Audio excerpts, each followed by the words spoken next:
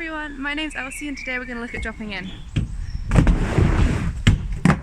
So now we're going to determine our leading leg. For me, it's my right leg. Now what I do to determine this is I do a little fall where I catch myself. You can do this on or off skates. And the foot that I put out to stop myself is my leading leg.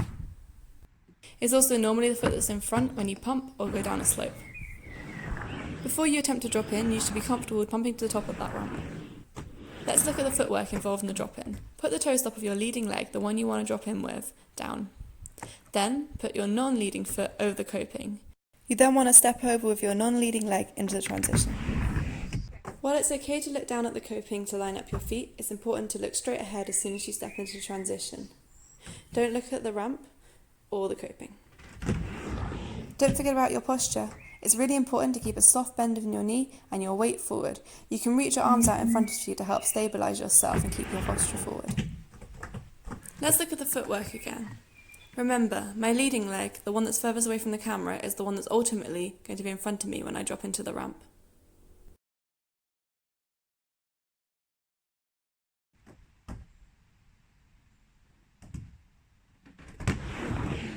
So we can break this down into 3 parts. Part 1, toe stop down.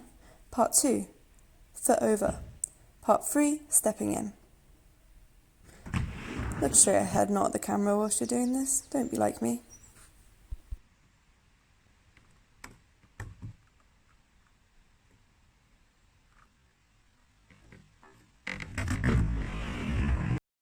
Now you might be thinking, this seems like a huge step. I'm not ready for that. And that's cool. Let's go over the footwork on a flat bank. If you've been down a hill or a slope before, you've essentially been down a flat bank, and you probably do it something like this. Simply roll down the ramp with your leading foot in front. But this time, let's go over it mimicking the drop-in footwork. So you put your toe stop down on your leading foot, your non-leading foot over, and then step in with your leading foot. 3 steps. 1, 2, 3.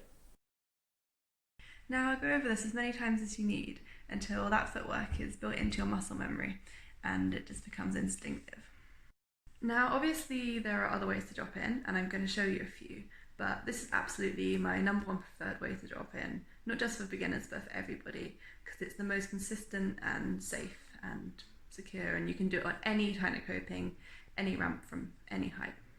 So this way you put 2 feet over the coping. It's kind of the same thing, but it's a bit scarier because you have to start with both feet over. This way you kind of just hop into the ramp, you put your toe stop down and you step in. Again, it's fine, but you run the risk of leaving your foot behind. Or jumping too far into the ramp, especially on something like that where you can miss a lot of the transition. Okay, well thank you very much for watching. I'm going to do a proper YouTuber outro now, so there's going to be a button here to subscribe, which is something you should do if you want to see more videos. The next video is going to be on stalls, and I'll probably put it here, but only once it's out, so for now there'll be a different video here. And yeah, hopefully I'll see you next time. If you want me to do any particular tricks or anything, please go ahead and suggest them down below. Always looking for suggestions, so yeah, see you next time.